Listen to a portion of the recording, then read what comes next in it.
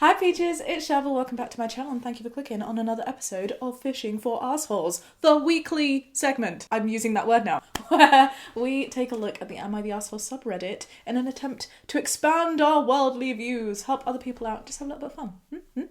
Should we dive right in? Would I be the asshole? I like this. I like it that something hasn't happened yet, but you're being proactive in trying to avoid assholery. Would I be the asshole if I warned others about my former pet sitter? An ex-friend of 15 years, 65-year-old woman, I'll call her Mel, is a live-in pet sitter. Because of her age and lack of references, I don't think she has the option to find another job, or at least not very easily. When she looked after my cats last month, she skirted the rules for my building's pool and even tampered with the locks to get into the pool after hours. Hopefully not with the cats. It's got my key fob banned from the pool and got me in trouble with building management. I called her out on this and since she's gone ballistic. She's been spam texting me, spam emailing me and contacting my family and friends about me. Oops. It's to the point where I'm thinking of filing a police report to get her to leave me alone. I belong to a local pet sitting group on Facebook. Would I be the arsehole if I post a note in that group to warn them of her unhinged behaviour, hello Rolly, knowing it will likely result in the loss of her livelihood? That's a really interesting one. So clearly with the tampering of the locks, I feel like Mel knew, right, that she wasn't supposed to do that. You've been friends for 15 years and now she's harassing you. I feel like it's kind of clear who the asshole is in the situation. I feel like definitely Mel is an asshole. The question is, would you be an asshole for posting it on the group? I definitely feel like a police report is a good idea. It's a good idea to contact the local authorities. If things have gotten so bad and so consistent to the point where you're actually considering that, you totally should, just in case things escalate. Always good to have that record, you know? But would you mention it on the Facebook group? I don't know. I feel surprised at my reaction. I feel like I should be being like, yeah, absolutely. Put it out there. And it's got nothing to do with her livelihood, because the reality is if someone's doing a bad job, a bad service, they shouldn't be in that livelihood because they're affecting other people. Like pet sitting in particular, it's your home, it's your family, you know? You don't want to feel like there's a betrayal or a level of mistrust going on with the person that you hire to do that. Having said that, it's not like she's abusing the pets, right? I need to know more about the context of the situation. The whole three sides to every story. There's a part of me that wants to hear Mel's side. Because you've been friends for so long, did she know about it? Was it like, oh, I want to go into the pool, so I'm going to go into the pool, god damn it. I don't understand why like a house sitter and pet sitter would do that to themselves. And then there's also the issue of slander. And assuming there's like a review page, you can leave a review that says, didn't appreciate this, just being very factual, this happened and this wasn't very good. But I'd worry about misstepping, be like, never hire this person, they're really bad, because like slander is a really big thing. And if they are annoying you, harassing you that much, you don't want to like fuel the fire. Does that make sense? I'm trying to think of your safety and like strategically what the best thing would be to play out. I definitely think file the police report, but I just wonder strategically and in terms of covering your back for miswords, if just randomly going onto a Facebook page and being like, hey, this person did this. I don't know, there's just something in me that's telling me that's not a good idea. What do you think though, Peaches? Because you should also never feel like you aren't able to speak your truth if you feel a need or a want to, but there could also be consequences because you're not fully in control of the kickback of that. You know, I didn't expect this to be a complicated one. Yeah, here we are. Of course, I probably should have said, no, not the arsehole. I don't think you would be an arsehole for doing it. I just question whether you should for your safety. Not the arsehole. Even without the harassment, the woman is a liability. If she's not willing to respect the rules of a building when she's pet sitting, what other rules is she ignoring? True point. You do have to have like a huge level of trust, you know? Not the arsehole. People should know if they allow her into homes that she isn't trustworthy. Also agree. I just wonder if proactively going out onto a place that hasn't asked for that advice and being like, by the way, this person sucks, doesn't feel like a great idea. But leaving a review publicly for people to see once they've already looked into her as an option, that I think is totally viable.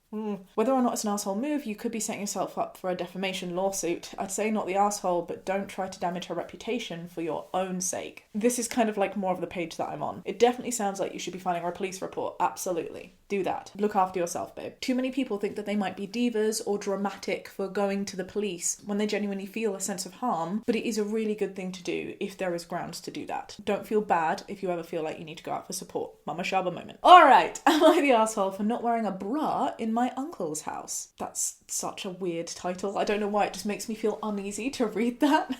I'm an 18-year-old woman and I normally only wear bras when I go out because it's uncomfortable, itchy, and you know, you gotta let the girls breathe a little. Wah, wah. Yesterday I went to my uncle's house for a stayover. Once I arrived to the house, I took off my bra as usual and just started to get comfortable. At dinner time, I noticed my uncle and male cousin acting a little bit weird around me, and my aunt and female cousin were giving me looks and I couldn't tell what for. After dinner, my female cousin pulled me aside and asked why I wasn't wearing a bra. I told her, because we're in the house. She told me that my uncle and her brother was in the house too. I got confused and told her, so what? I also have a dad and brother in my house. They never care if I wear a bra or not. She got annoyed, told me to wear it and said I could take it off before I sleep and put it back on once I wake up. I refused and told her I wasn't going to spend the whole day in my bra. She told me her and her mum does and that I'm being dramatic. I said no again, walked out her room and basically spent the whole night in the guest room where I was going to sleep. It's now morning as I'm writing this. I'm not wearing a bra and both my cousin and aunt are giving me annoyed looks and forced good mornings when I say good morning to them. Now I feel a little guilty. Should I just wear the bra? Am I the asshole? Edit, just so you know, my boobs aren't big. Yesterday the guys only saw me for like an hour whilst we were eating and I greeted them, nor did they bounce, like at all. I just find it so odd that people feel the need to justify. They didn't bounce, I swear. Man sexualizing me, they didn't bounce in your face. Also, I was wearing a black oversized hoodie.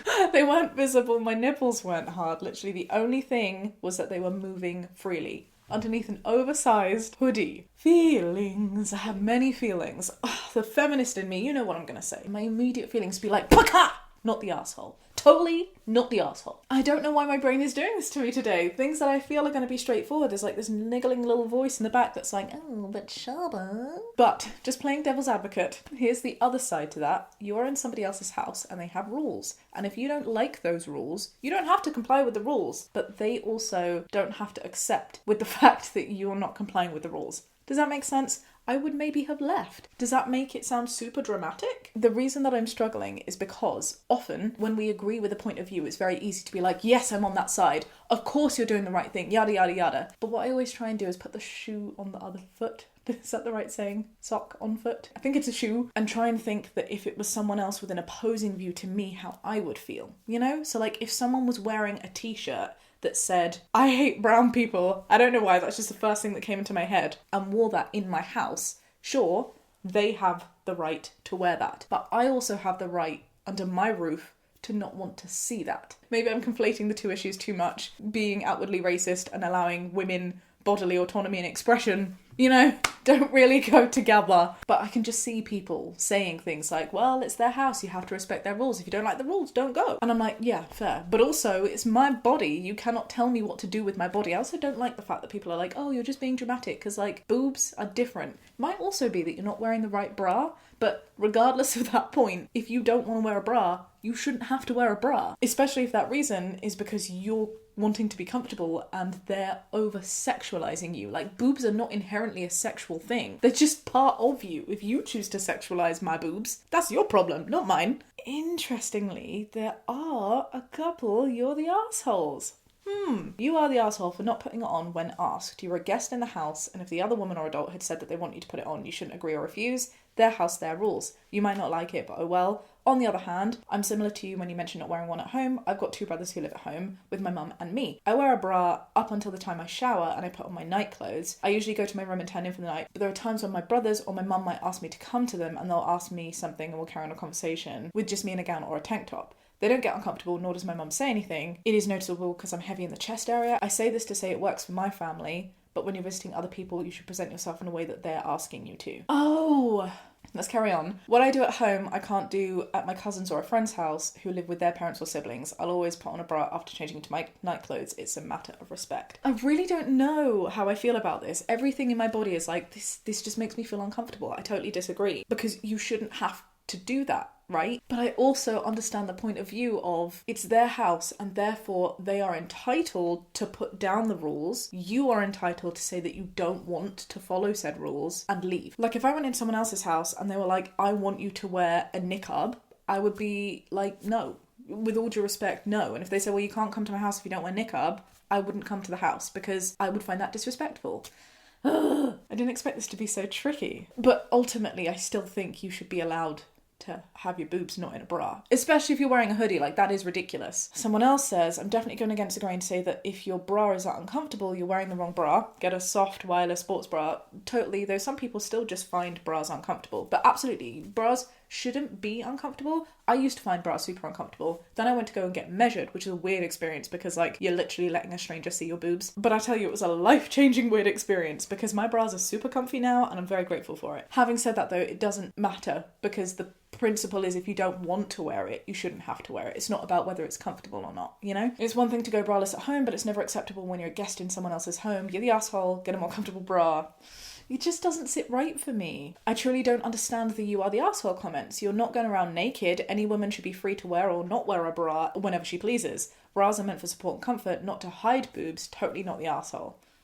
Right? Legit, as someone with boobs who has to wear a bra, it starts hurting by dinner, and I almost never wear a bra after the shower. I could never imagine wearing a bra the whole day, not the asshole. Ooh, whilst I'm in agreement with you that women shouldn't need to wear bras, I'm also of the mind that you're in their space, so you go by their rules. I have Muslim relatives, well, that's creepy because that's just what I was talking about, and when they're at home, my shoulders are covered and I dress modestly so as to not insult them and to be a good guest. Manners connote respect. I have statues of nudes in my home and I put them in the closet when they visit because I want them to be comfortable in my home when they visit. I don't send their children pyjamas with piggies. Basic accommodation respect. Okay, here's the thing. I'm learning my procedures. I'm just exploring. I disagree with some of what's being said there. What I'm hearing there is when I go to their place, I follow by their rules because it's a respectful thing to do. But then what they're also saying is when they come to my place, I follow their rules because it's a respectful thing to do. That kind of feels a bit contradictory. If you're saying I'm going to your house and so I follow your rules, when you come to my house, you follow my rules. What I'm saying is if you're going to their house and you cover up because they don't like shoulders being seen, if they come to your house, why do you feel the need to put statues away because that's your house? They're coming to you, so they should respect your rules as a host. And I think that's the other thing I'm struggling with. Yes, as a host, you set rules, right? And people should abide by those rules, but also as a host, you should be making people comfortable. So maybe that's why there's a little brain fart going on, because in some ways, if your two values ultimately contradict, then that doesn't really go together. There's no way that you can be respected as a host, but also respect your guest if fundamentally one person wants you to do something that the other person doesn't want to do. Ooh, a grey area. Given the house rules, I probably wouldn't visit often if I were OP and she felt uncomfortable at their home, but it clearly went against their household norm. To summarise my struggle, I think I'm finding it difficult to be objective about it because I'm so, no, let your boobs out. If you want to let your boobs out, let your boobs out. But the principle of what to do as a host when you're imposing a rule that a guest might not want to follow is a tricky one. I feel like it doesn't come up very often, right? Because you invite people over that have similar values because you're friends. That's like what you do. I don't know what to think, truly. Let me know your thoughts down below if you wish to. Am I the asshole for wanting to return the puppy my boyfriend got me and get a different one? I'm 28, my partner Greg is 29, I've wanted a dog my entire life. I've done a lot of research into breeds that would fit my lifestyle. I'm interested in rescuing, hopefully finding a similar-ish breed. Though I know that rescues, that's not guaranteed, I'm okay with that. Even though I've been living on my own since 20, I've been waiting until I was financially stable and had a good place to live before getting a dog. I'm finally at that place in my life and I'm so excited at the thought of getting a dog in the next few months. My partner Greg knows all of this and is completely on board with the idea. We don't currently live together, but we spend a lot of time together and I've been talking to him about dog plans and hopefully getting one after the new year. I can see where this is going. Well, yesterday was my birthday. Happy birthday. Greg surprised me with a husky puppy. The pup is adorable, but to be honest, I'm kind of upset and I feel awkward because I don't want that dog. First of all, a husky is not the type of dog for me. Second of all, I really want to rescue and Greg has said he spent a ton of money getting the dog from a breeder. And third of all, I believe that humans and animals have to meet first to see if they're a match before you take one home. I agree on all of those points. Also, I'm so surprised that Greg was able to get the dog because as a breeder, surely that's like super unethical to give a dog away when you know that it's ultimately going to someone who has no idea. I don't know. I'm probably over the top, but this is what I think. A dog is a long commitment and needs a lot of thought. Absolutely. In my opinion, surprising people with a puppy as a present makes a cute moment or a video, but beyond that, it's not always the best idea. Also agree. PSA, don't get surprise pets for people. Ask them first. Pay for a pet, sure, but let them do the choosing process. You're not the one that has to live with the pet. They are, and so they should be fully aware and committed before that purchase is made. It's not like buying a sandwich. It's like a 30-year-old sandwich, okay? Anyway, I gently let Greg know that I love him and his thoughtfulness for me and I appreciate it so much, but I want to return the pup for the reasons I said above. I said I still want to move forward with visiting a rescue with him in the new year. He's feeling really hurt. At first he was quiet about it, but now he's kind of angry and is saying that I've been sending mixed messages saying I want a dog and they're not accepting one and that I'm being difficult. I feel awful, but I'm holding firm. Am I the asshole? No, you are not the asshole, babe. And I don't think Greg is an asshole either. Greg is just hurt because he did something for you that cost a lot of money that he thought was the right thing and is now in a place where he's like, God damn it. But I think if we give it time, maybe I'm wrong, but if Greg is a nice person, if you give it time and hopefully he can take a look at the responses on this forum, he will understand where you're coming from because you're being super duper reasonable and actually what you're doing is so kind and caring for the pet. I already did the PSA. You don't buy pets as surprise gifts. It's just the known thing. I don't understand why a breeder allowed it unless Greg maybe lied. If you know about dog breeds, you'll know that huskies are incredible amounts of work. They're very different in temperament, and the size as well means a lot. Like the size of a dog means a lot for like the area of your flat, the amount of food that you need to feed them, and therefore your cost of living, you know, like there's so much that goes into deciding the breed of dog in particular. Also of pets more generally, but specifically dogs. So no, sweet, I don't think you're the arsehole. I really hope that Greg sees that soon. Whew, that one was way more straightforward, in my opinion, than the first two that we looked at. Not the arsehole, pet should never be a surprise present.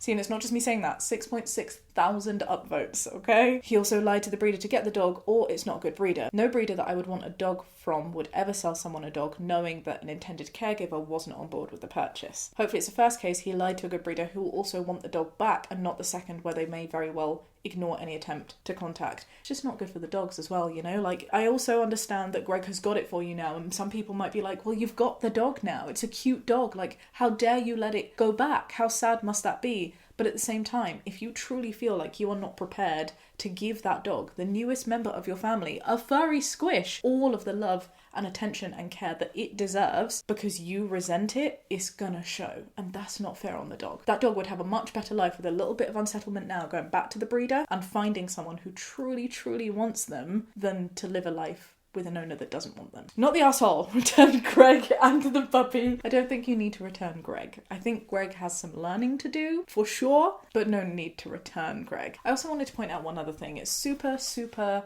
sweet that you would like to rescue. And I see so many comments on this forum being like, oh my gosh, you absolutely should rescue. It's so good to not go with a breeder. And whilst I do agree, it's a very valiant thing to be able to do to rescue, it's also a lot of work. With the experiences that we've had with pets and seeing people with rescues, if you are not used to having a pet and you don't understand the background of what it means to take on a pet with trauma, sometimes rescues are not a good situation for people. Just another little PSA, another Mama Shaaba moment to say, we should definitely remove the stigma from people who choose to go with breeders, as long as they have considered rescue as an option and ultimately decided that rescuing isn't good for them. Because yes, it's so true, there are so many pets, just like kids, right, in the system that have so much love to give and deserve all the love in the world. But if you are not in a position to look after a rescued pet because you don't have the time, the resources, the mental well-being or the capacity to give a rescue the extra needs that it most likely will deserve, then ultimately that's again just going to be a bad match and going to lead to the pet being unhappy and you being unhappy and then more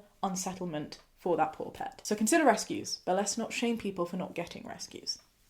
Alright, I think we should probably leave it there for today. This has been a bit of a tricky one, hasn't it? If you enjoyed this video, do give it a thumbs up, subscribe if you'd like to see more, and I'll see you next time with another video. Be kind and have a great day. Bye!